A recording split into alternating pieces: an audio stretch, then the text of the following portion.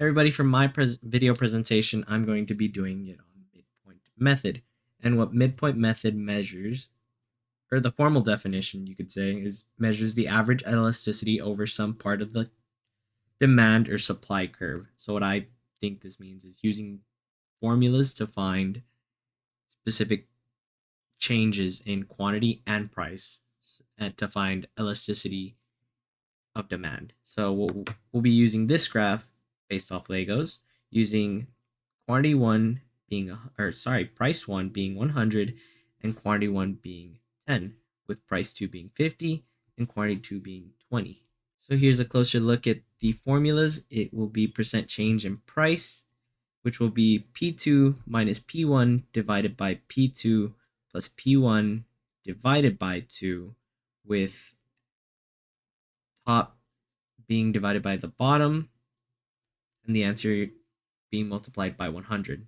And percent change in quantity being sort of the same, instead substituting P2 with Q2 and minus Q1 divided by Q2 plus Q1 divided by 2, with the answer of both, or the whole thing, times 100 to find the percentage. And the last one is elasticity and demand, which is percent change, or the answer of percent change in quantity divided by percent change in price. So to start off, we'll start with percent change in quantity. And looking back at the graph, we have quantity 1 being 10 and quantity 2 being 20. So looking back at it here, Q2, which would be 20, or Q1, minus Q1, 10 divided by 20, Q2 plus Q1, 10 divided by 2. So it would be 20 minus 10, which equals 10, 20 plus 10, which would equal 30, 30 divided by 2 equals 15. So 10 divided by 15 would equal 0.666, and simplified, or rounded up to the fourth decimal point to avoid repeating decimals, 7. So multiply that by 100, we would move the decimal point 2 to the right, which would then equal 66.67% change in quantity. Next, we'll be looking into percent change in price, which, looking back at the graph, price 1 would be 100 and price 2 would be 50.